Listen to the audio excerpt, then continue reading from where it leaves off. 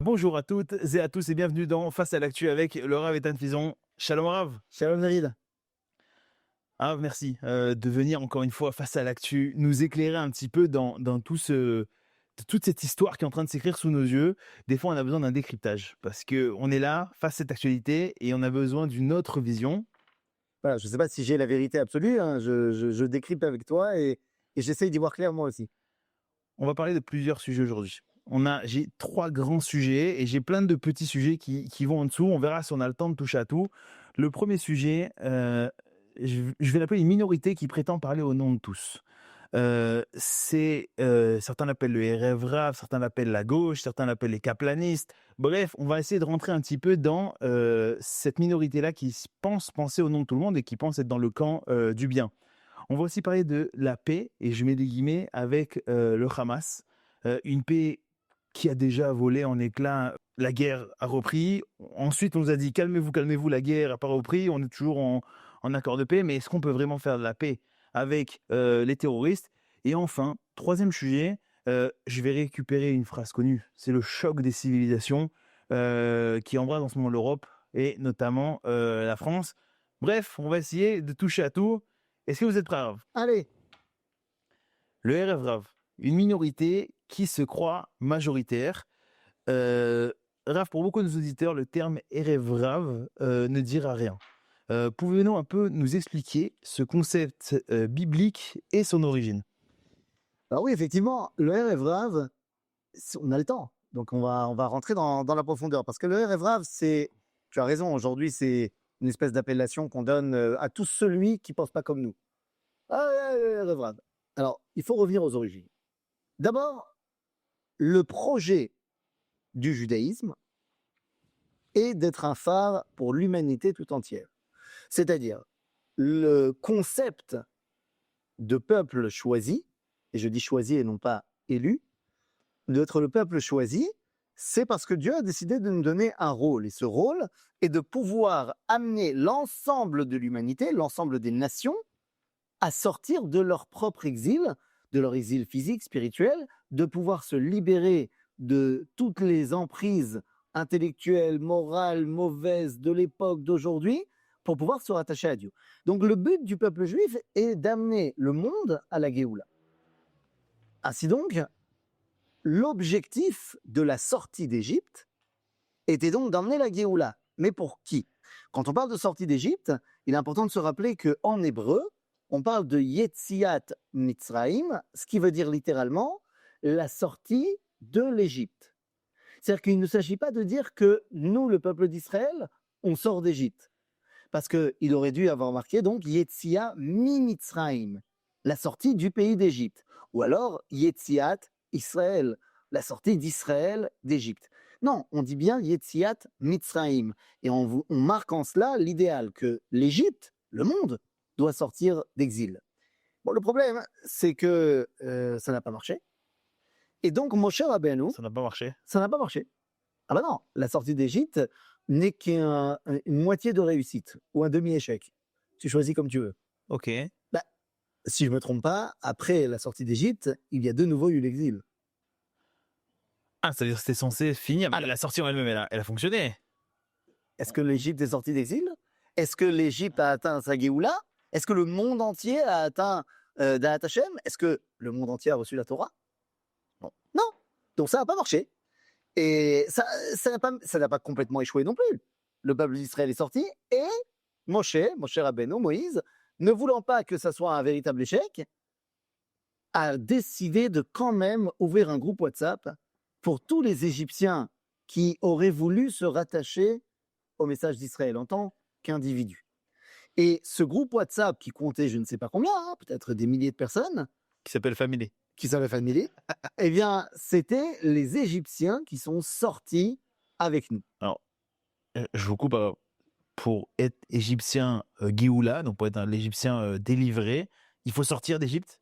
Alors, c'est pas monsieur égyptien qui sort, on parle ici de dimension nationale. Il faut que l'Égypte décide de sortir. En fait, il aurait fallu que Pharaon dise à Moshe, alors oui, très bien, vous sortez d'Égypte, vous allez rentrer en Eretz Israël, je vous envoie avec vous des ambassadeurs de l'Égypte qui vont faire une formation chez vous à Jérusalem, et ensuite ils reviendront nous apprendre comment être Goy Kadosh en Égypte. Ça aurait été le projet idéal. D'ailleurs, c'est ce qu'avait fait le pharaon d'Égypte à l'époque d'Abraham. Puisque finalement, il envoie une ambassadrice chez Abraham, sa propre fille, Agar, pour apprendre d'Abraham. Et de là va sortir Ishmaël. De là va sortir finalement une religion monothéiste qui va parler à l'humanité. Donc il y a eu une réussite avec tous les problèmes qu'on peut avoir aujourd'hui avec l'islam face au peuple juif. C'est quand même une avancée énorme, l'islam, par rapport au monothéisme. Donc, la sortie d'Égypte, finalement, Moshe réussit à faire sortir une partie des individus qui décident de s'attacher à la personne de Moshe, parce que Moshe est quelqu'un de très charismatique et spirituellement, ils étaient certainement très, très attirés par lui, et donc ils partent. Ils partent, et à ce moment-là, ils vont se mêler à nous. Erev, Rav, Milachon, Irbouv. Les Arev. Alors, Mélanger. c'est nombreux. Erev Rav, c'est le. Erev, c'est mélanger. Rav, c'est beaucoup. Ok. Nachon. Exactement. On nous dit d'ailleurs, mais c'est vrai dans toutes les civilisations. Tu sais que lorsqu'il y a des individus qui veulent se greffer à une autre civilisation, il n'y a aucun problème. Lorsqu'il s'agit d'un grand groupe ethnique, ça devient plus compliqué. Donc effectivement, le Erev, c'est Meorav, mélangé à nous. Rav, ils étaient beaucoup. Beaucoup, je ne sais pas combien c'est beaucoup, mais suffisamment pour qu'on en parle. Et ce Erev Rav, cette partie des Égyptiens, en fait, va avoir 3 noms différents dans la Torah. Des fois, on va les appeler Erev Rav, et c'est justement quand ils sont négatifs, quand ils vont nous pousser à faire le veau d'or, quand ils vont nous pousser à faire les 10 erreurs, les 10 problèmes, les 10 chutes dans le livre de Bamidbar. Asafsouf, Itavuta Ava, les gens qui avaient envie juste de se rebeller, Erev Rav, très bien. Donc lorsqu'ils sont là pour être négatifs envers la Géoula, envers le peuple juif, envers Dieu, ça s'appelle Erev Rav. Lorsqu'ils sont parvés, c'est-à-dire, ils sont là, Ils ne dérangent pas. Voilà, on ne les entend pas. On les appelle Aham. Aham, ok. Le peuple. Le peuple. C'est fou. Non, ce Aham, on aurait pu penser que c'est Israël. Ah oui, mais Le peuple d'Israël. Aham, Béné Israël, on les appelle justement Béné Israël. Ok. Donc il y a Aham, c'est-à-dire le peuple qui est venu, ils font partie du peuple maintenant. C'est une appellation parvée. Et il y a l'appellation idéale que nous explique le Kliyakar, Rabbi Ephraim Lutchitz, où il nous dit, des fois ils sont appelés également Tzivot Hashem, les armées de Dieu. C'est-à-dire lorsque ce Erev Rav remplit son rôle au sein du peuple juif, d'être justement le pont entre les nations et le peuple d'Israël. En fait, le Erev Rav, c'est quoi? C'est les convertis. Ça ne va pas chercher plus loin. Je te parle à l'époque de l'Égypte. Oui, c'est ça. Non, je parle de l'Égypte. Je suis resté sur l'Égypte. Ils sont nés juifs et ils ont décidé de se greffer à l'identité d'Israël. Donc, ce n'est pas des ambassadeurs. Alors non, ce n'est pas des ambassadeurs. C'est pour ça que je t'ai dit que ça n'a pas marché. Ils n'ont pas été envoyés par Pharaon au nom de l'Égypte. Oui, mais si l'objectif, c'est qu'ils deviennent Tzva Hashem, et donc, ce n'est pas des ambassadeurs, ou l'objectif, c'est qu'ils soient des convertis au sein d'Israël? Le fait qu'ils sont venus en tant qu'individus, c'est une donnée. Non, en tant qu'individus, ils restent quand même des Égyptiens de base. Donc, ils sont tout à fait capables de faire le pont avec l'Égypte. Mais ça n'a pas été fait de manière idéale. Tu vois, il y a le Lechatrila et Bediavad. Maintenant, Bediavad, des fois, tu peux réussir à posteriori à retrouver le chemin qui était prévu. Mais ce n'est pas le projet. C'est-à-dire, donc ça, c'est le Erev Rav de l'Égypte, c'est-à-dire de l'époque de la Bible. Soit Erev Rav quand ils sont négatifs, soit Aham, le peuple, lorsqu'ils s'intègrent finalement dans le peuple, en fait, on ne les voit pas. Voilà, ils sont là, ils sont intégrés. Il y a beaucoup de débats en ce moment en France sur la question de la civilisation. Est-ce qu'il y a le grand remplacement? Il n'y a pas. On va en parler, mais c'est ça. C'est lorsque tu as une population qui décide de venir s'intégrer en France, c'est Aham. On ne les entend pas. Qui ne veut pas s'intégrer. Non, c'est ça, j'ai dit, lorsqu'elle veut s'intégrer en France, ça devient le peuple français, c'est Aham. Et vous avez des gens comme Éric Zemmour, comme Michel Onfray, qui vont expliquer que lorsque les Italiens sont arrivés en France, ils ont changé leur nom pour le franciser. Machin. Bon, faut pas aller chercher midi à 14h. Les Juifs, lorsqu'ils sont arrivés en France, après la Première Guerre mondiale, ou même les Sfaradim après dans les années 50, ils il y a beaucoup qui ont changé leur nom pour franciser, Et et jusqu'à maintenant. 2 prénoms en général, le prénom Nafot, juif et le Nafot, prénom exactement. français. Et ça, c'est Aham. Tu décides de faire partie du peuple, on te voit plus, voilà, tu es dedans. Et la dimension idéale, Tzivot Hashem, c'est-à-dire que maintenant, faisant partie, m'étant greffé au Ham Israël, je comprends que moi, ayant un passé qui n'est pas le même que celui du peuple juif, eh bien, j'ai un rôle à jouer pour faire le pont entre l'Israël et les nations. Voilà, ça, c'est le Erev Rav de l'époque. Alors justement, c'est l'histoire biblique, mais parlons aujourd'hui au présent. Concrètement, qui aujourd'hui incarne ce Erev Rav-là? Ou est-ce que c'était à l'époque et qu'aujourd'hui il n'y a plus d'Erev Rav? Après, on rentrera dans les juifs de diaspora et certains Israéliens, etc. Mais aujourd'hui, selon vous, est-ce que le Erev Rav existe encore et qui est-ce? Alors voilà, je pense que c'est un sujet qui est tellement, tellement actuel. Et comme je t'ai dit, tout le monde utilise la formulation « Ah, ça c'est le Erev Rav » pour dire il me plaît pas. Pour vous dire la vérité, hier soir, je voulais pas parler de ça quand je préparais cette intervention, et quelqu'un m'appelle parce qu'on discute le soir d'actualité, etc. Il me dit, écoute, tout ce Erev Rav là qui fait partie de... Je dis, mais c'est quoi le Erev Rav? Il me dit, mais c'est les Égyptiens. Je dis, mais c'est pas des Égyptiens, là, on parle d'Israéliens, on parle de Juifs. Si vous pouvez rentrer dans... Alors on y va. Tout ça est déjà marqué dans le Sefer HaZohar. Là, dans nos parachutes de Bereshit et Noach, on va nous expliquer ce que c'est que le Erev. Et on ne parle pas du Erev Rav historique biblique, parce que ça, il n'y a pas besoin du Zohar pour nous expliquer, c'est marqué mentionnement dans la Torah, mais le Erev Rav dans toutes les générations avant l'apparition d'Israël et surtout aujourd'hui. Le Erev Rav, c'est ce qu'on appelle Negara, c'est-à-dire un toucher mauvais. En fait, Negara, ce sont les initiales de 5 Erev Rav différents.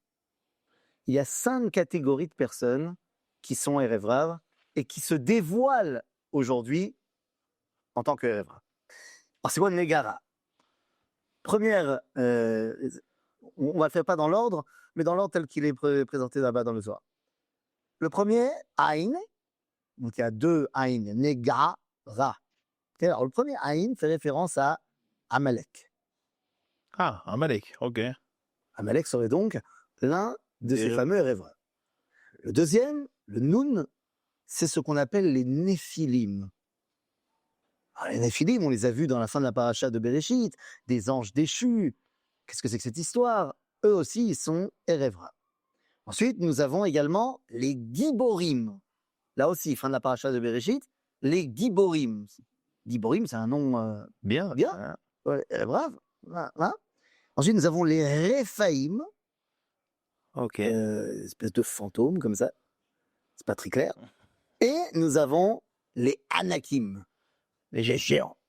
Bon, c'est quoi tout ça là? C'est 5 Erev Rav différents. Et nous dit le Sefer Zohar, c'est 5 conceptions complètement différentes du Erev Rav Qui existe aujourd'hui. et qui existaient, c'est-à-dire même avant même Israël, existaient au moment de la Bible et existent et surreprésentation aujourd'hui. Alors c'est qui?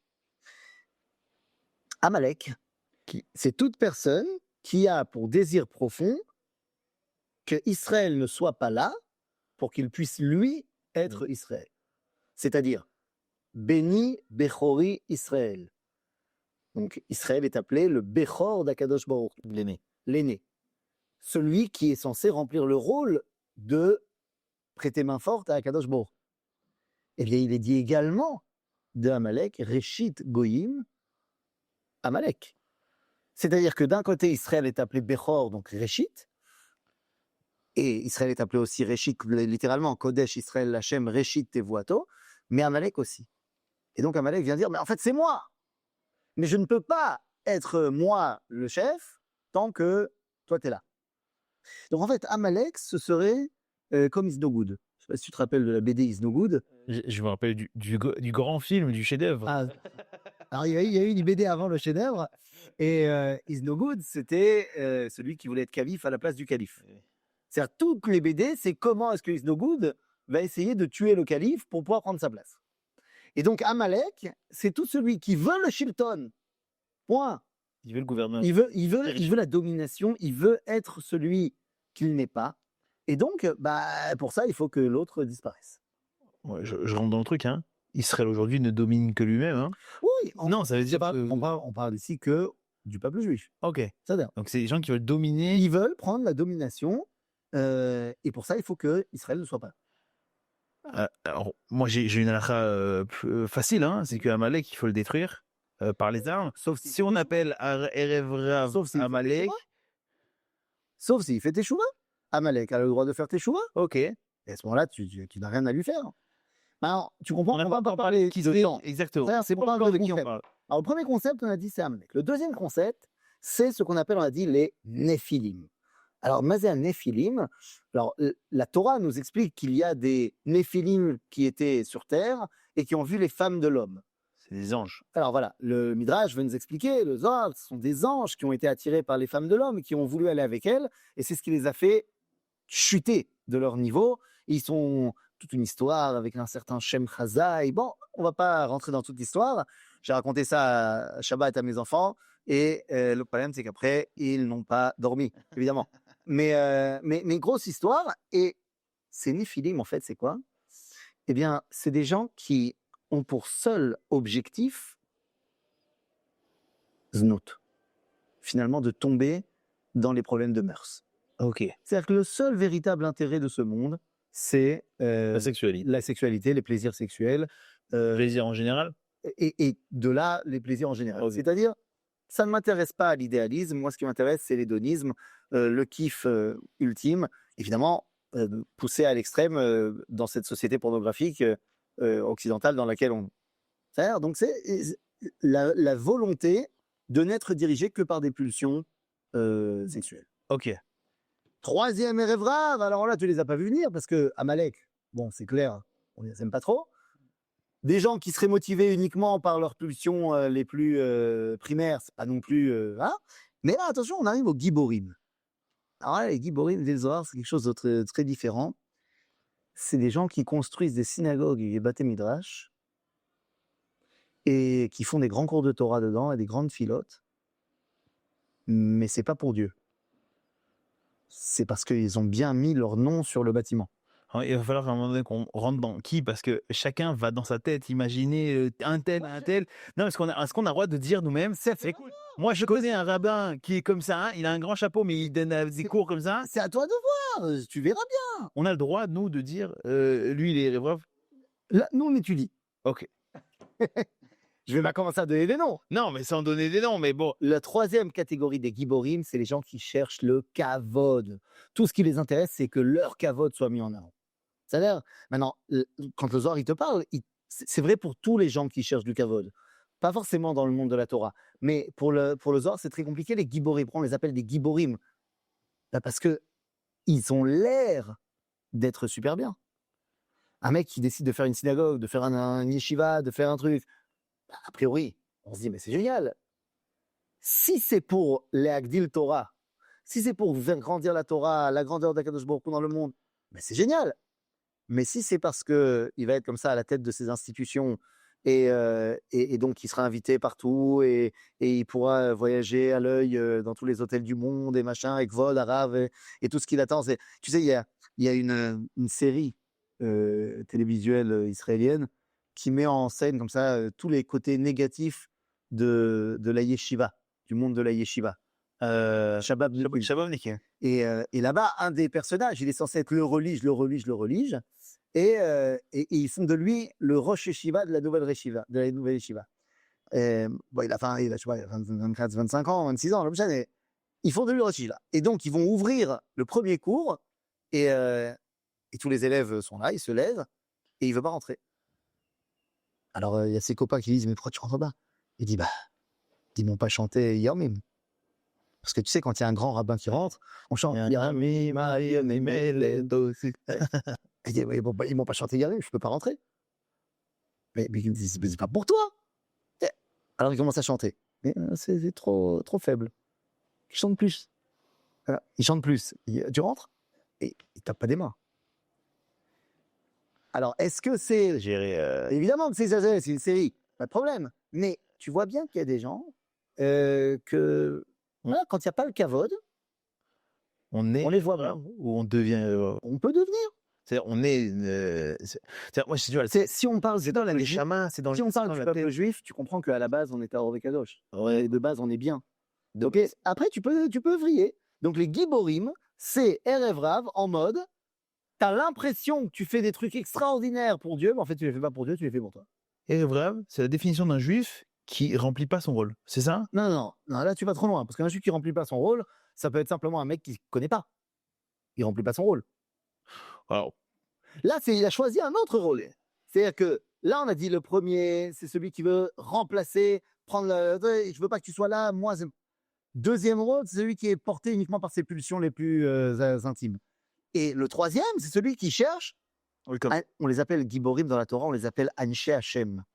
Pas Hashem. le Hachem. Hashem. Ils veulent qu'ils aient leur nom partout.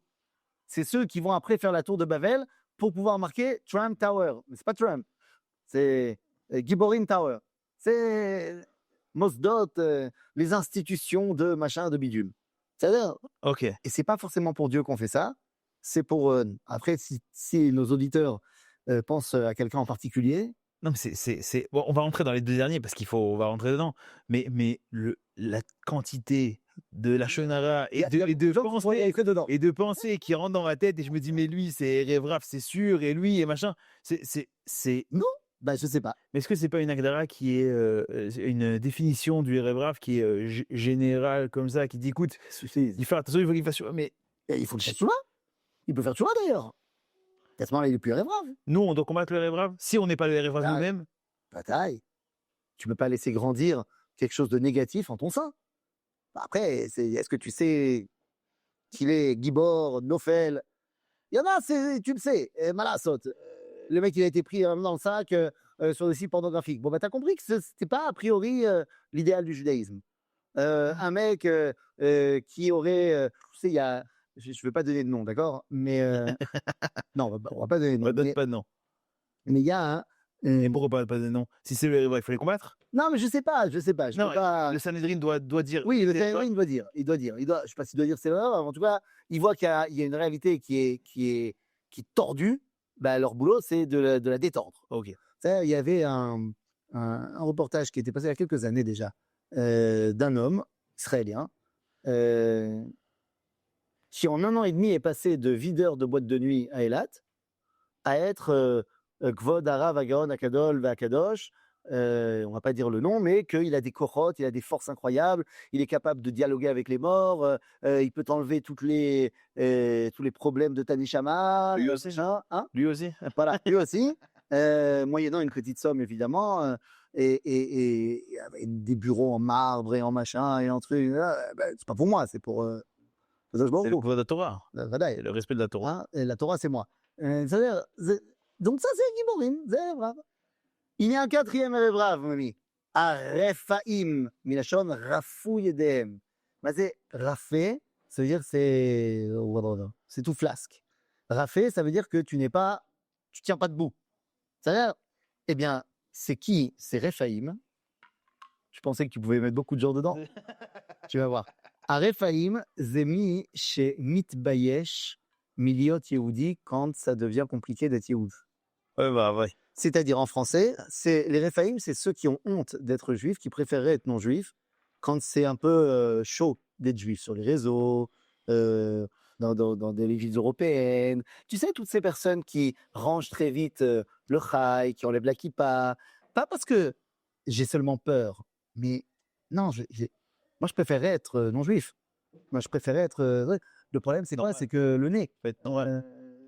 Des fois, on a un problème. Il y a des gens, il y a 2000 ans, à l'époque des Hashmonaïm, à l'époque du Hanouka, avant la révolte de Hanouka, il y avait des juifs qui étaient profondément honteux d'être juifs. Et c'est très compliqué parce qu'ils avaient du mal à le cacher, dans la mesure où, dans la société grecque, la majorité des choses se passent tout nu. Et je ne sais pas si tu es au courant, mais un juif garçon, tout nu, on peut repérer qu'il est juif.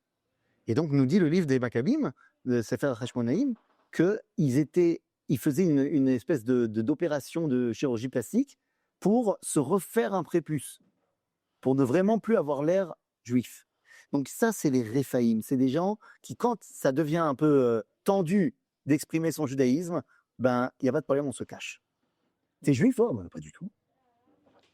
Moi, On peut être Erev quelques minutes, quelques heures. bien sûr, tu peux faire tchouva, je t'ai répété, tu peux faire Non, mais tchouva. c'est-à-dire quelqu'un après, il y a du picor nefesh aussi, c'est-à-dire qu'il J'ai s'est pas, baladé. voilà, c'est pour ça que je me suis repris quand j'ai dit peur, j'ai dit non, celui qui a honte. Ouais. C'est pas qu'il a peur. Il y a des gens, ils ont peur, puis quoi, Nefesh, bon, ben, j'ai mis ma capuche, je suis parti. J'ai enlevé ma kippa parce que, Non, non, machin, bien sûr. c'est pas ça. J'ai pas honte. Ça, j'ai pas honte, mais j'ai peur. Il y a Ok. une situation. Celui-là, il n'est Voilà. pas irrévocable du tout. Il n'y a pas de problème, il a eu peur, ça peut arriver, et puis des fois, c'est légitime. Donc ça, il n'y a pas de problème. Et enfin, il y a les Anakim. Anakim, c'est Géant. des géants, c'est ceux qui disent « moi, je suis géant ». Alors qu'en vrai, les géants, c'est Talmidei Chachamim, c'est la Torah. Et donc, les Anakim, c'est tous ceux qui sont Mezalzelim, qui dénigrent la Torah et les rabbinis. C'est un géant scientifique hyper Pas gênant. forcément, il peut être géant scientifique et respecter les Chachamim. Oui, non, mais c'est ça. C'est si. Il n'est pas forcément d'ailleurs géant scientifique. Oui, C'est que les gens qui dénigrent les Talmidei Chachamim, il se pense au-dessus. qui se pensent au-dessus, qui disent « ah, les rabbins, bon, ça va, la Torah, ça, c'est bien pour les enfants ». Donc voilà, on a 5 Erev Rav, mon ami. On a celui qui faut que tu disparaisses pour prendre ta place. On a celui qui n'est motivé que par ses pulsions sexuelles. On a celui qui ne pense qu'à son propre kavod personnel, particulièrement dans le domaine de paraître un grand tzaddik. On a ceux qui ont honte d'être juifs, qui préféraient être goy et qui préféraient habiter à Honolulu. Et on a ceux qui dénigrent la Torah et les Talmidei Chachamim. Tout ça, mon ami, c'est le Erev Rav. Je pense que tu vas me dire qu'il y a beaucoup de gens aujourd'hui qui pourraient répondre à cette définition. Oui. Il y a le Erev des Juifs, donc dans le peuple juif. Est-ce que chez les Français, ils ont leur Erev à eux? Je vais te dire, disait Herbert Pagani dans son plaidoyer pour ma terre, il disait chacun ont leur juif. De chaque communauté a sa minorité avec qui ils ont des problèmes. Il dit, mais nous, on est les juifs du monde entier. Mais oui, bien sûr que tu vois bien dans les sociétés actuelles, il y a des minorités qui arrivent et on ne sait pas comment gérer. Mais ne mélangeons pas tout. Si, par exemple, tu veux me parler, tu veux m'amener après sur le grand remplacement de population que certains appellent ou certains critiquent, machin, en Europe, la population musulmane qui arrive, c'est pas du tout le rêve rave. La population, alors je ne connais pas les gens, hein, mais ceux qui auraient une envie d'islamiser l'Europe, bah, c'est un projet politique. C'est pas caché. Alors, il y a des musulmans qui pratiquent la taqiyya, l'art de la dissémination, mais le projet de l'islam est de réussir à faire en sorte que le monde entier soit Dar el-Islam, soit monde de l'islam. Donc, si tu veux, là-bas, on ne peut pas parler de Erev Rav. Non, ça, c'est pas le Erev Rav. Ok. Non, moi, quand je parle de Erev Rav chez les Français, par exemple, j'imagine un politicien français qui dénigre entièrement son peuple et qui s'occupe que de lui. Voilà. Et du coup, lui, je le Ah, mettrais dans tu as le raison. dénigrer. Tu as raison, on pourrait dire ça, même si on n'a pas encore vu que cette appellation elle était donnée pour les nations. Mais pourquoi pas? C'est quelque chose qu'on peut voir dans plein d'autres nations. Nous, on se concentre sur notre identité, mais bien sûr, quelqu'un qui habite en France, mais qui passe son temps à cracher sur la France, et qui passe son temps, imagine-toi un élu de la République, qui passe son temps à dire combien la France c'est pourri, combien c'est pas bien, c'est vrai qu'il y a un problème. C'est évident qu'il y a un problème. Mais dans la Torah, on ne peut pas dire que c'est Erev Rav. Il n'y a pas eu de. Dans la Torah, on ne parle pas de Erev Rav chez les nations. Mais c'est pas pour ça qu'il n'y a pas. Mais c'est pas de ça qu'on parle dans la Torah. Dans la Torah, nous, on parle de nos 5 concepts de Erev Rav qui sont déjà pas mal et qui sont évidemment présents. Donc, tu me demandes, est-ce qu'aujourd'hui, le caplaniste, la gauche, machin, c'est Erev Rav? Alors là, je te dis tout de suite, alors non, on ne peut absolument pas généraliser. Pas non, tous, mais. c'est ça le truc. Tu ne peux pas généraliser. Est-ce qu'un mec de gauche qui ne vote pas Bibi depuis sa naissance et qui est sensiblement à gauche, qui aimerait une économie plus égalitaire, qui aimerait une paix plus immédiate avec les Arabes, machin, mais d'un autre côté, qui vient de faire 600 jours de Bilouim, et tu comprends que c'est tout sauf le Erev Rav, ce monsieur-là. C'est un tzaddik, ce mec. Il a un autre avis. Il a un autre avis et il pense pas comme moi. C'est un amour. Mais c'est un amoureux du peuple juif. Il est fan de son identité. Il n'est pas religieux, mais ça ne le dérange pas quand il vient à la synagogue de mettre une kippa en carton et quand il y a le Sefer Torah même de faire comme ça. Il a respect pour la tradition juive, mais il ne la pratique pas. Bah, c'est pas du tout Erev Rav. Non. le Erev c'est une minorité, si on parle de je sais pas quoi de Oui, pourcentage, c'est un petit bien pourcentage sûr. dans un peuple et ils arrivent à changer et à modifier le destin de tout un peuple en étant une minorité. Comment est-ce que c'est possible? Et ces forces-là qu'ils ont en étant si peu et en faisant autant, comment ils font ça? Alors d'abord, est-ce que toi tu as décidé qu'ils arrivaient? Le Vaudor, ils y sont arrivés. Alors le Vaudor, ils y sont arrivés. Mais le Vaudor, ils sont arrivés pourquoi? Et en fait, ça va être tout le temps leur même, stratégie, c'est d'utiliser des arguments qu'en fait tout le monde a envie de prendre parce qu'ils sont pas forcément faux. À l'époque du Vaudor, ils viennent et ils disent: «Moshe n'est plus là. On veut un remplaçant à Moshe. Faisons un remplaçant à Moshe. Aaron, tu as été mandaté pour remplacer Moshe? Bah, fais-nous un remplaçant pour Moshe». Et Aaron, il sait pas quoi répondre. Parce que, bah, OK, pourquoi ne pas faire un remplaçant à Moshe? Ils ne veulent pas officiellement remplacer Dieu, Ils veulent remplacer Moshe. Moshe. Bon, bah, ça, c'est pas encore forcément la plus grande avéra du monde. Après, le fait qu'ils vont faire des sacrifices autour du veau, même s'ils disent que c'est pour Dieu, là, ça devient compliqué et problématique. Ils n'ont pas fait ça avec Moshe. Donc, on commence toujours par amener un argument qui est audible, pour ensuite amener quelque chose d'autre. Donc, à l'époque, ils ont réussi, mais on a pris un peu de plomb dans l'aile, et je ne suis pas certain qu'aujourd'hui, ça marche. Bien que, il faut bien comprendre qu'il y a des idéologies qui ont été majoritaires pendant très longtemps et qui ne le sont plus, et qui ont beaucoup de mal avec ça. Aujourd'hui, un des grands problèmes qu'on a avec une certaine élite intellectuelle et politique en Israël, c'est que pendant près de 60 ans, ils ont été les patrons de ce qui se passait en Israël, de A à Z, et que le peuple juif a évolué. Et que donc, ils ne sont plus du tout les têtes dominantes, ils ne sont plus du tout la majorité, ils ont du mal à le reconnaître. Est-ce que parmi ces gens-là, il y a des gens qui cherchent le pouvoir? Oui. Est-ce qu'il y a des gens parmi eux qui ont des problèmes de mœurs? Oui.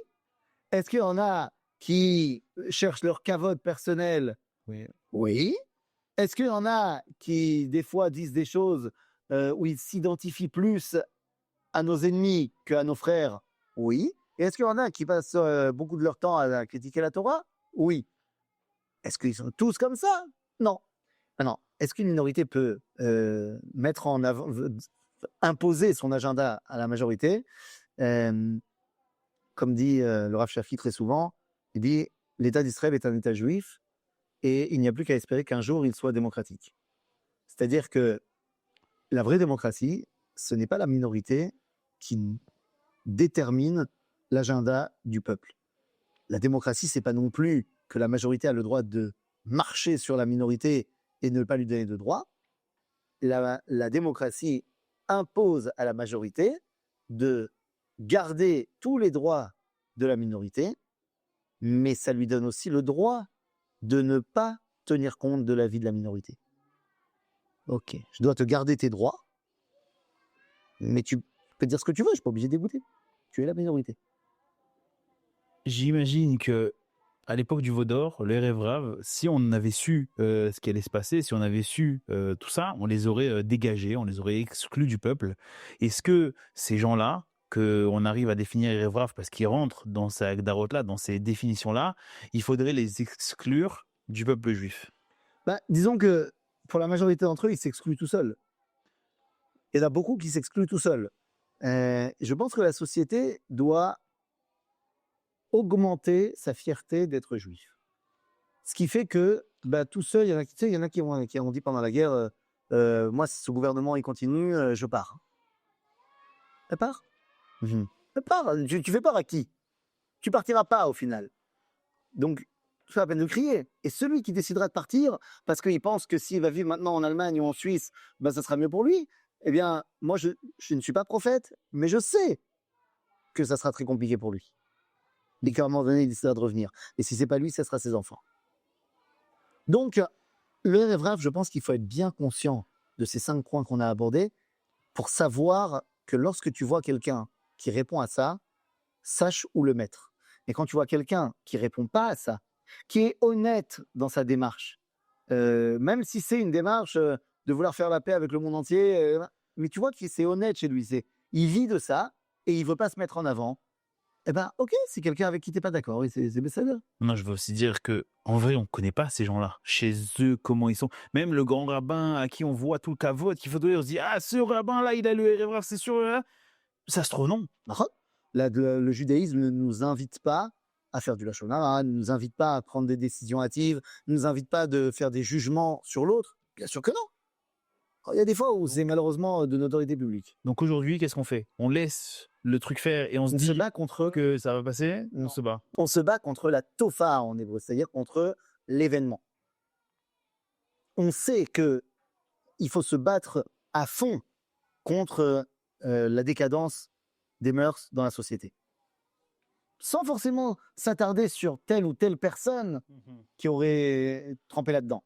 Il faut se battre becs et ongles contre le mensonge et l'hypocrisie et ceux qui recherchent le kavod à tout prix.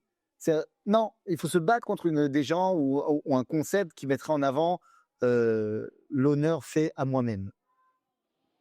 Il faut se battre contre cette honte d'être soi-même. Et pour ça, d'ailleurs, il faut augmenter la fierté d'être soi-même. Et évidemment, il faut se battre contre la dénigration de la Torah. Pour ça, hein, il faut aussi... Tu peux pas non plus tout le temps en vouloir aux gens qui dénigrent les rabbins si les rabbins, ils disent des bêtises. Donc, le rôle des rabbins, notre rôle, est d'avoir une Torah qui est grande, une Torah qui ne se limite pas aux lois du Schnitzel et du Shabbat, une Torah qui est évidemment au fait, et pas seulement au fait, mais qui est à l'intérieur des problèmes de notre génération, bien sûr. Et je ne te parle pas que des questions de halakha, hein, je ne te parle pas de savoir est-ce qu'on a le droit d'utiliser, d'écouter une femme en ya qui chante. Non, ça c'est des petits détails. Moi, je te parle de rabbin qui sait utiliser l'IA. Ou du moins qui comprend de quoi on parle. C'est de ça qu'on parle aujourd'hui. Donc si les rabbins ils sont pas à la page, si les rabbins ils sont pas au contact de la réalité, il ne faut pas se plaindre qu'il y ait des gens qui dénigrent cela. Donc c'est un double travail. Pour finir ce sujet-là, j'ai l'impression que le Erev Rav, c'est ce qui est humain en nous. C'est-à-dire le plus bas humain, mais il reste humain quand même. Le fait de chercher le kavod, les plaisirs sexuels, choses comme ça. La bassesse humaine, mais humaine quand même. Et en fait, ce qu'on cherche, c'est être surhumain, c'est être au-dessus de ça. Ben, je te rappelle que le judaïsme a apporté comme grande nouveauté dans le monde, c'est que l'homme a été créé à l'image de Dieu. C'est-à-dire que, oui, dans ce monde, même celui qui est fait à l'image de Dieu, il peut fauter, mais il peut aussi être à l'image de Dieu. Et ben, je vous propose de passer au deuxième sujet. Allons-y. Sujet Sans transition. qui est hyper actuel parce que on sait plus quoi faire, quoi penser. Moi, je suis perdu. Personnellement, je suis perdu. Je suis extrêmement heureux. Ces premiers Simchat Torah, l'année dernière, on réfléchissait à comment Simchat Torah, on allait danser alors qu'il y a des otages. Cette année, on a fait Simchat Torah, il n'y avait plus d'otages dans les tunnels. On a pu être heureux. On est là. On se dit, ça y est, on va vers un processus de paix. Beaucoup de gens auraient aimé que ça se termine autrement. Ça, c'est certain. Maintenant, c'est quoi autrement? Chacun dans son truc. Venez, on rentre pas dans la polémique. Ouais, Très bien. chacun, lui, il aurait aimé que tout brûle, lui, il aurait aimé que les Gazaouis puissent reconstruire, et lui, il aurait chacun son truc. Mais ça change pas grand-chose au sujet. C'est que 24 heures après, non, c'était 48 heures après, le Hamas a lancé une attaque contre Israël, a essayé de prendre en otage un soldat. On est le 6 octobre, c'est pas possible. A essayé de prendre en otage un soldat, des snipers, on écoute des histoires de fous. On a perdu 2 soldats quand même dans ce combat-là. En plus, 2 soldats, bon, il faut absolument voir les vidéos de ces soldats-là, et notamment un discours qu'un des soldats a fait, ça brise le cœur de se dire que non, la paix, elle n'est pas là. On n'y est pas. On a fait tout ça pour rien. Bref, moi, je suis dans ce mood-là, dans ce truc de se dire, oui, c'est fini, mais non, en fait, on va attendre dans 10 ans et on va repartir pareil. Et là, on va perdre des soldats comme ça toutes les 3-4 semaines. Je perds l'espoir que ça se finisse, ce truc. On est sur un... Bon, d'abord, au niveau de l'attaque en elle-même, c'était évident. Il était évident que le Hamas n'allait pas rendre les armes, déposer les armes, dire comme ça. Pourquoi ils ont rendu les otages alors? Non, moi, je suis bloqué dans ce truc de. Ils ont rendu les otages vivants. Moi, dans ma tête, je me dis, ils sont complètement acculés. Et en fait, ils peuvent plus. Il y a le monde entier qui leur met une pression internationale. C'est ce que Bibi expliquait, que le monde arabe leur met une pression et du coup, ils n'avaient plus de choix, etc. Donc, pour moi, c'était pas fini, mais ils se calculaient. Ils allaient partir comme à l'époque en Algérie et après, ils iraient en France et ils se débrouilleraient là-bas. Vous voyez ce que je veux dire? Non, ils se battent. Alors, justement, 2 secondes. Je pense qu'il va falloir faire une grande différence entre le micro et le macro. Lorsqu'il y a les accords de cessez-le-feu, pas ici, hein, lorsqu'il y a l'armistice qui est signé entre l'Allemagne et les États-Unis, l'URSS, la France, l'Angleterre, l'Angleterre, et à la fin de la Deuxième Guerre mondiale, on va être témoin d'actions allemandes, particulièrement contre les Juifs, qui vont continuer après l'armistice. Et pourtant, dans tous les livres d'histoire, la fin de la guerre, le 8 mai 45. Il y a le macro, la paix, les accords de cessez-le-feu, et il y a après la réalité du terrain qui est comme elle est. D'ailleurs, je ne suis même pas certain que le Hamas a revendiqué ce cessage. En fait, Ils ont pas dit que c'est les brigades, ils ont dit que c'est le djihad islamique, machin, parce qu'ils vont te dire, ouais, mais c'est pas vraiment nous on était bien, mais c'est un autre groupe, machin. Maintenant, une chose est sûre. D'après les accords, tu me demandes pourquoi ils ont rendu les otages, machin, je suis pas dans les petits papiers, j'ai comme l'impression qu'ils ont rendu les otages simplement parce que le Qatar leur a dit de rendre les otages. Et j'ai l'impression que le Qatar leur a dit de rendre les otages parce que Trump, il a dit au Qatar, si vous me cassez la tête encore une seconde, non seulement je retiens pas Israël, et deuxièmement, je mets ma base en Arabie Saoudite, chez les Émirats Arabes Unis, et je suis plus avec vous. Ça, vous m'avez cassé la tête. Et donc, je pense, encore une fois, je dis peut-être des bêtises, j'ai aucune info, mais c'est comme ça que je l'imagine, c'est que le Hamas, en fait, ils ne peuvent tenir que par l'argent qatari. Et que donc, les Qataris ont dit, si vous ne libérez pas tout de suite, on ferme les robinets, c'est terminé. Donc, stop. Maintenant, de là à... c'est triste, hein, parce que vous dites. Hein. C'est-à-dire que depuis le début, on a tué le problème. C'était évident. Tous ces morts pour rien. Hein. Non, pas pour rien. Pas rien. Mais non, pas pour rien, parce que tu as vu la tête de la bande de Gaza aujourd'hui. Il y a une nouvelle réalité. Qu'on le veuille pas, il y a une nouvelle réalité. Et qu'est-ce qui va se passer dans cette nouvelle réalité? C'est là que je te disais tout à l'heure. On veut que tout le monde parte, quel que soit le futur de la bande de Gaza, il n'aura plus rien à voir avec ce qu'il y a eu, avec ce qu'il y avait le 6 octobre.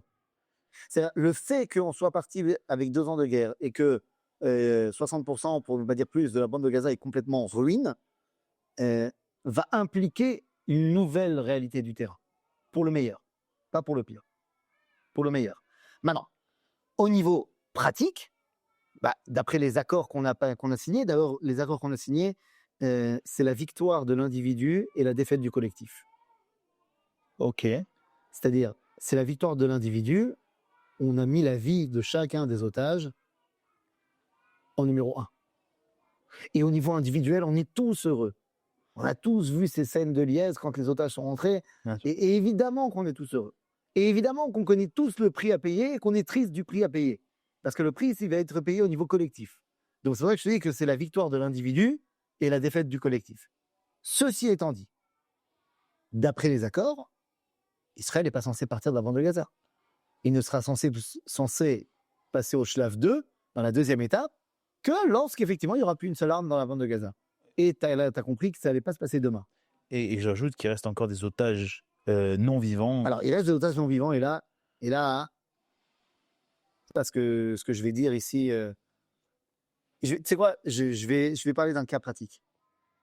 Ce Shabbat, à la synagogue, il y a eu une mini manifestation, émeute dans ma synagogue, parce que juste avant Shabbat, hein, j'ai jeudi ou vendredi matin, le rabbin Kalman Bern, le grand rabbin d'Israël, ramène ça, Ashkenaz, et il a demandé qu'on continue à dire les Teilim pour le retour des corps, mais de plus dire Achenu Kol Bet Israël, mais de dire à la place un Yehi Ratzon qu'il a écrit pour qu'on puisse retrouver nos morts et les enterrer.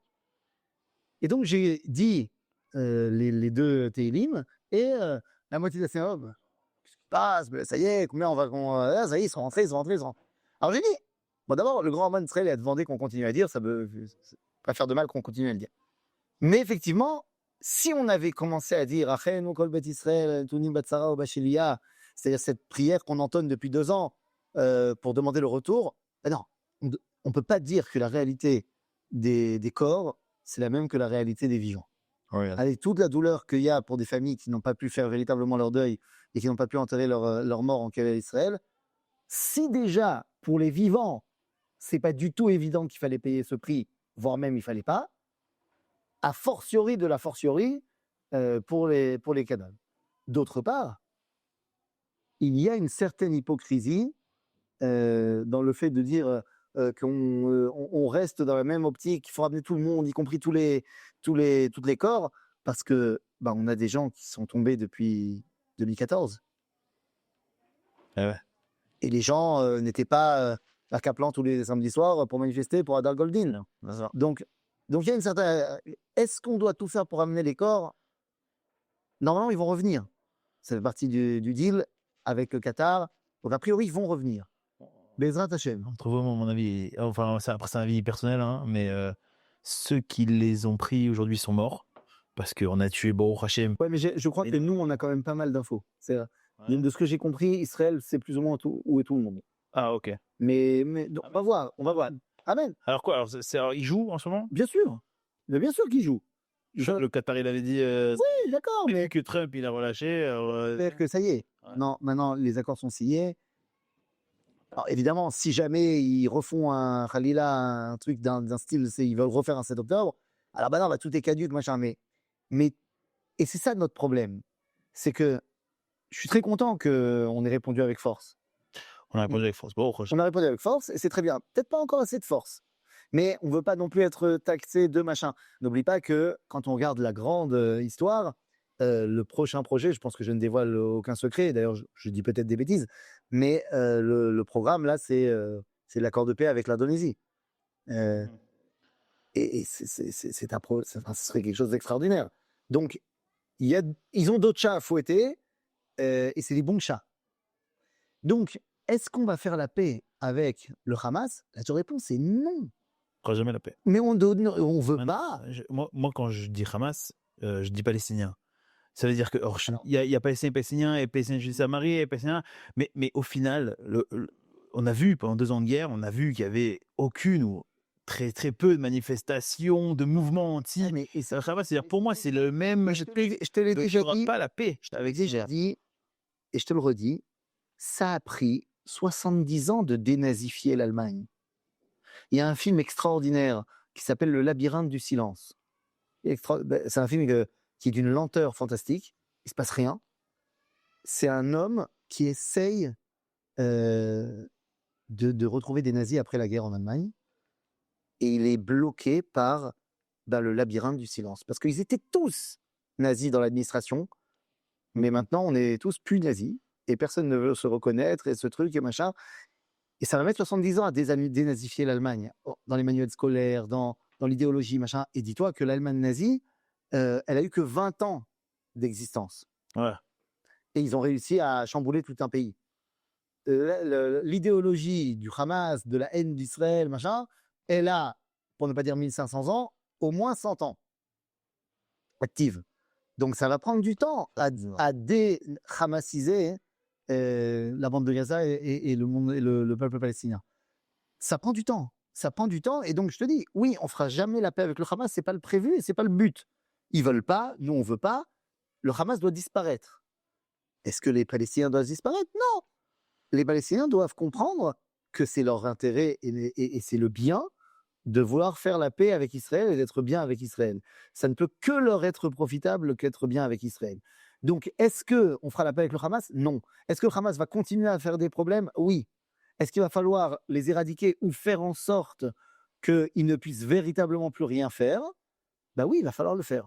Est-ce que, comme l'a dit d'ailleurs le Premier ministre, lorsqu'il a dit l'étape de démilitarisation de la bande de Gaza et l'éradication du Hamas, ou ça se fera gentiment, ou ça se fera violemment. Ou ils le feront par l'intermédiaire des fameux partenaires de Trump, machin, et les États-Unis en tête, ou ça sera Israël qui le fera. Donc, la guerre des 2 ans est terminée, mais la pacification de la bande de Gaza ne fait que commencer.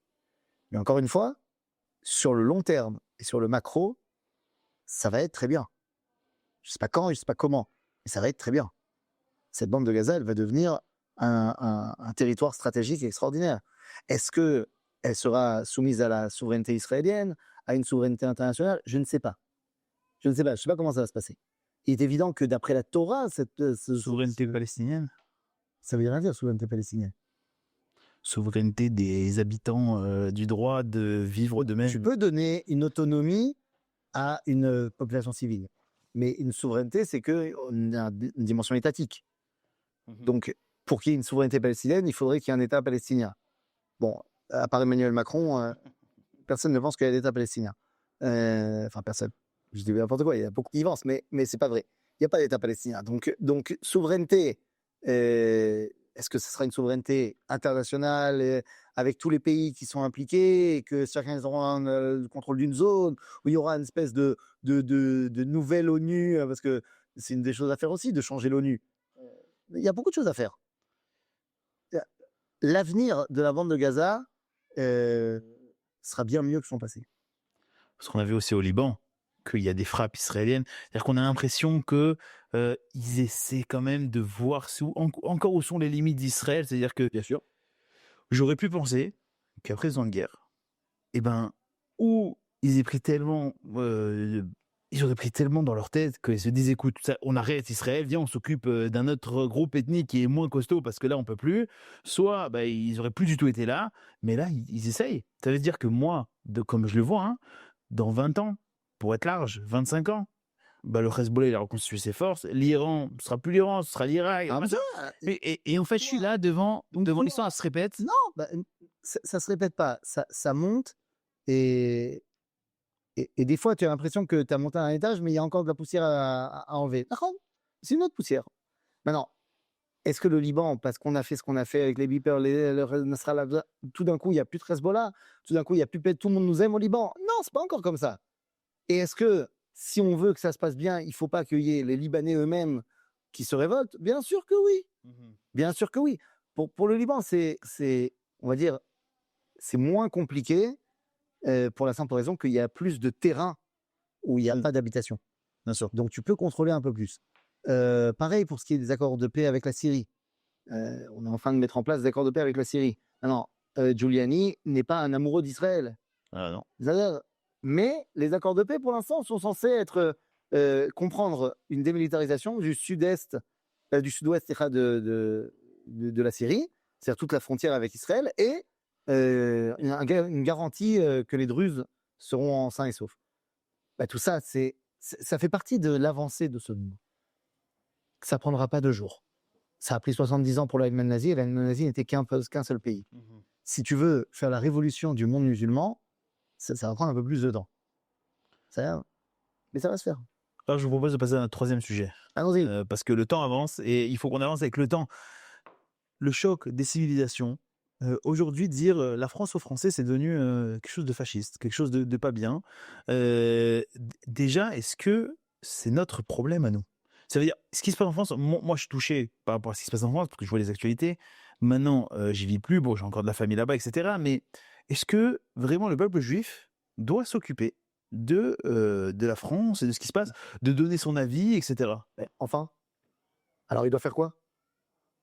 Si on s'enorgueille de vouloir dire que notre rôle, c'est d'être un phare pour les nations, on ne peut pas faire l'économie des nations. Évidemment qu'on doit avoir un mot à dire sur l'histoire. Ils sont pas capables de le faire tout seuls? Mais c'est pas la question. D'abord, en ce moment, ils n'ont pas l'air de réussir, mais c'est pas le problème.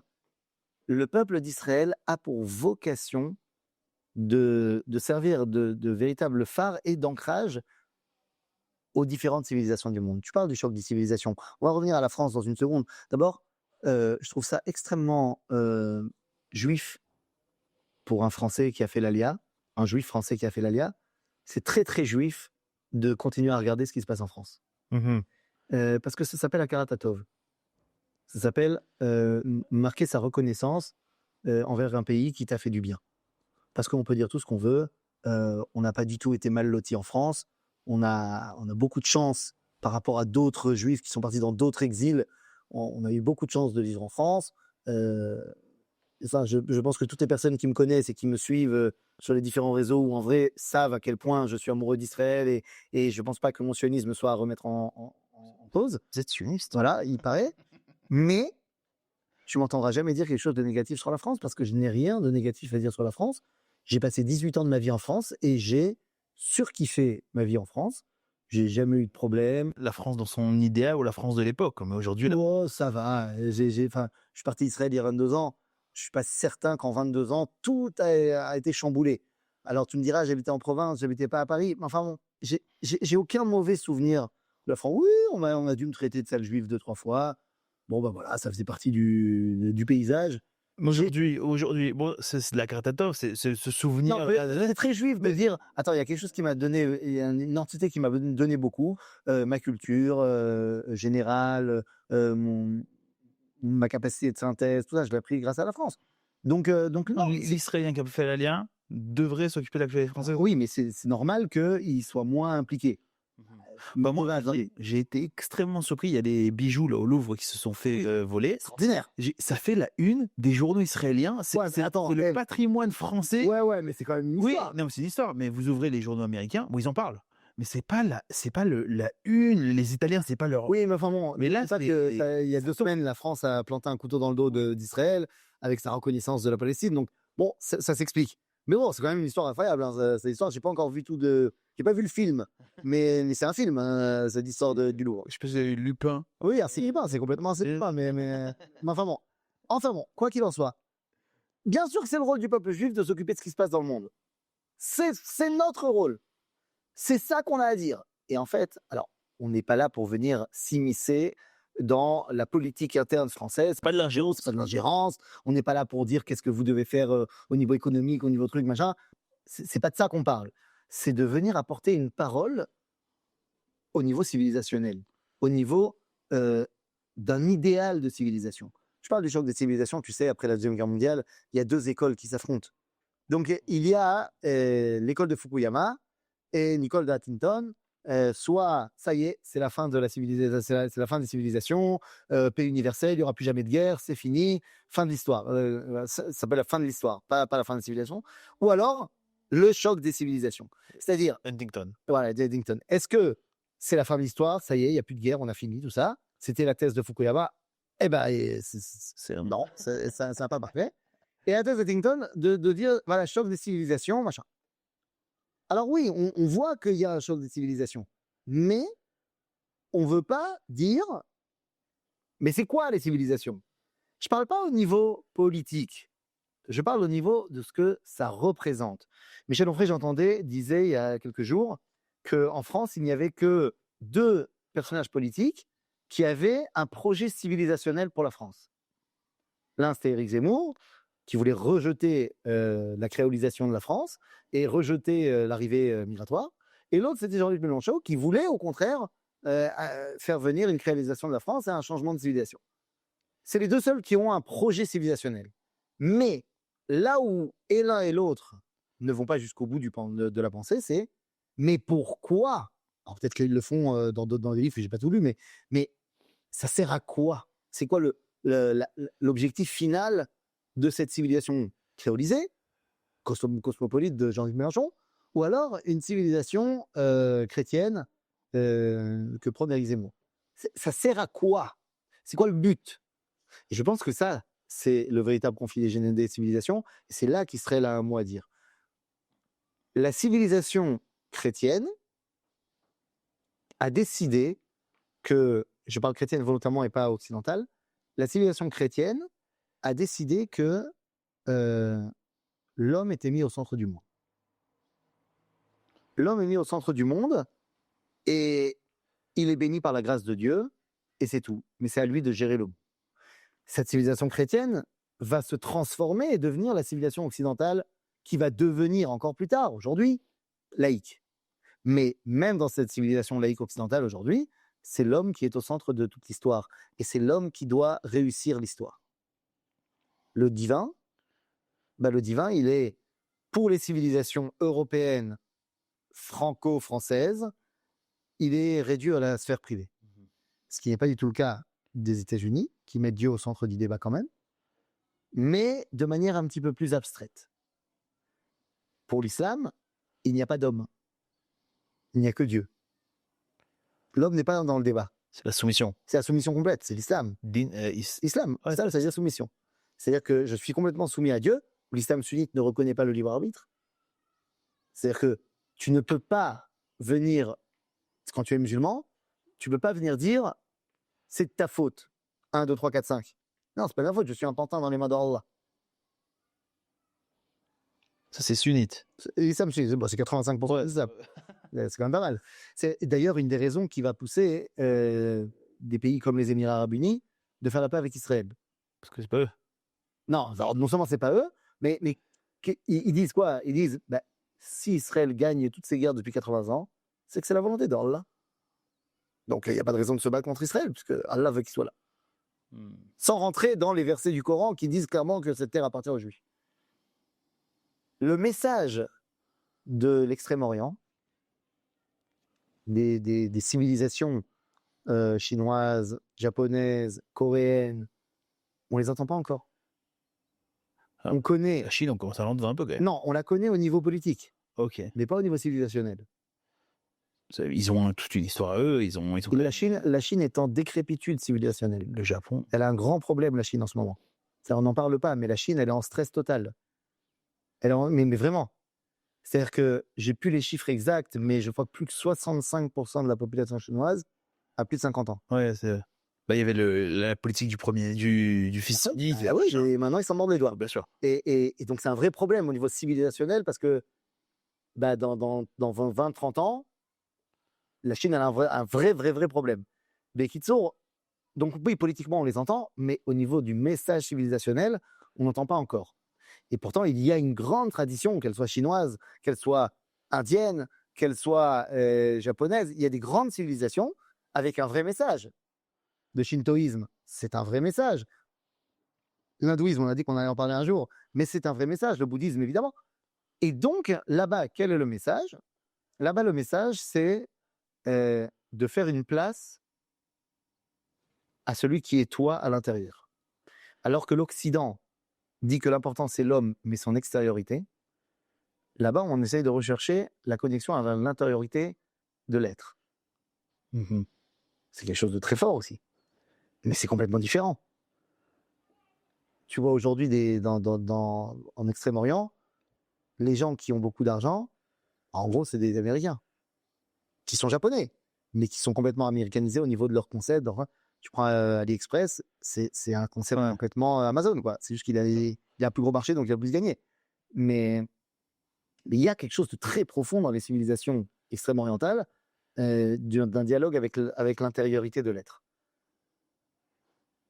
Que ce soit le paraître de la civilisation occidentale, que ce soit l'importance de Dieu dans la civilisation de l'islam, que ce soit l'importance de l'intériorité de l'être dans l'Extrême-Orient, ces trois messages sont vrais. Le problème de ces trois messages, c'est quand ils sont seuls. Le judaïsme, le message du peuple d'Israël, donc le conflit des civilisations, c'est lorsque Israël doit prendre son véritable rôle et de venir expliquer que le but, c'est l'unité des valeurs. Le dialogue entre le créateur et la créature.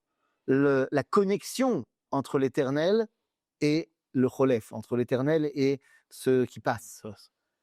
C'est ça le rôle d'Israël. La civilisation juive, c'est la capacité de traverser l'histoire en étant un morceau d'éternité. On a parlé de nation, on a parlé de nation, on a parlé de civilisation. Le français fait partie de l'Europe, l'Europe fait partie... C'est-à-dire que la France a essayé de s'annihiler pour devenir l'Europe, donc c'était un peu ce qu'il fallait, parce que comme vous disiez, c'est une civilisation européenne pour qu'elle soit plus forte, etc. C'est ça l'objectif, et encore une fois... Non, pas du tout, l'Europe n'existe pas. L'Europe en tant que civilisation européenne n'existe pas. C'est un leurre, c'était une volonté de créer un espèce de corpus politique qui pourrait faire un contraste avec le RSS et les États-Unis à l'époque de la guerre froide. Voilà, économique, militaire, politique. Ça ne marche pas. C'est-à-dire que l'Europe n'a pas de Parce qu'ils veulent rester français, ils veulent rester allemands, ils veulent rester très bien, anglais. mais c'est très bien, parce que ce n'est pas en annulant qui tu es que tu peux apporter qui tu es. Mais ils annulent qui ils sont, parce que quand moi je vois, et Ça je marche suis pas. dans des raisons, l'islam qui rentre en France et qui prend de la place, et Ah, des mais terrains évidemment. qui sont plus français en France, Mais et du coup, oui, ils se font, ils ont refusé l'Europe, mais ils se font avoir de l'autre mais côté. non, d'abord les politiques ont accepté l'Europe. C'est le peuple qui a refusé l'Europe. Je rappelle qu'en 2005, il y a eu un Oui, le référendum, fameux vote, oui, bien sûr. et La France les a dit Français non, ont ouais. voté non et la France a dit oui.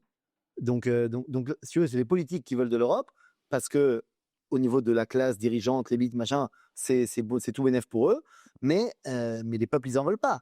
Parce que même si on est des voisins, un Gaulois et un Germain, c'est pas les mêmes. Non. Tu vas me dire, oui, mais la France aujourd'hui, c'est pas que les Gaulois de l'époque. Évidemment, il y a pas de problème. Mais je veux dire, l'histoire française et l'histoire prussienne, c'est pas la même. Même si vous seriez choqué de voir les chaînes YouTube des Gaulois français, comme ça ils s'appellent, où ils font du terroir français, etc.